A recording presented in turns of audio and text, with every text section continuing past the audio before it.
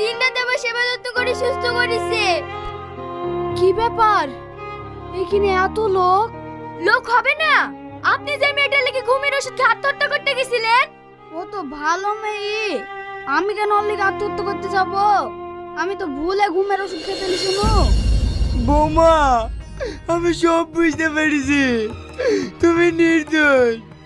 আমি তোমার কাছে যে অন্যায় করেছি তুমি আমাকে ক্ষমা করে দিও।